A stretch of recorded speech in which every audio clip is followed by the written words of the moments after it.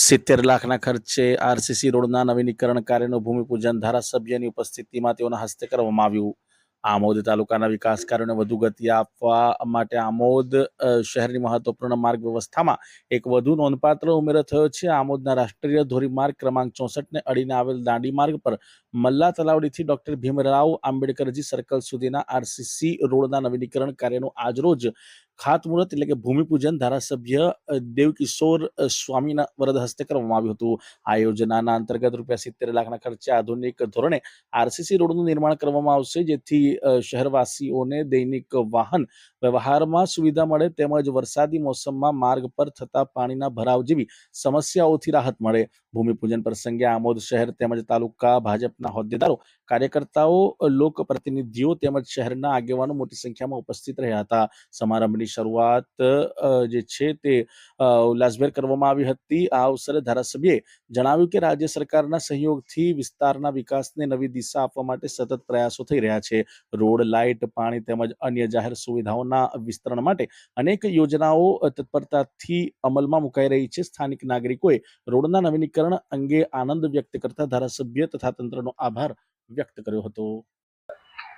આજ રોજ ભારતીય જનતા પાર્ટી ના સૌ આગેવાનો દ્વારા, જેમાં આમોદ શહેર તેમજ આમોદ તાલુકાના સૌ કાર્યકરો દ્વારા જિલ્લા પંચાયત દ્વારા મંજૂર થયેલ મલ્લા તળાવથી સંવિધાનના રચયિતા એવા બાબા સાહેબ આંબેડકરના સ્ટેચ્યુ સુધીનો જે આરસીસી રોડ છે એ મંજૂર કરવામાં આવ્યો. જે 70 લાખથી વધુ રકમનો આ રોડ બનવા જ્યારે જઈ રહ્યો છે, ત્યારે આજે સર્વોદય સોસાયટી પાસે આજે ભારતીય જનતા પાર્ટીના સૌ કાર્યકરો દ્વારા એનું ખાતમુહૂર્ત કરવામાં આવ્યું.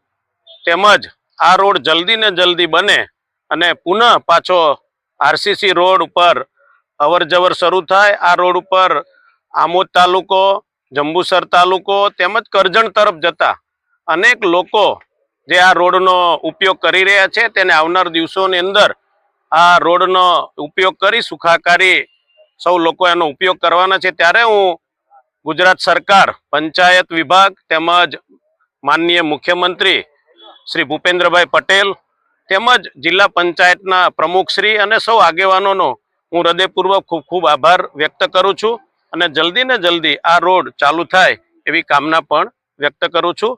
અસ્તુ, ધન્યવાદ. વંદે માતરમ. ભારત માતા કી જય.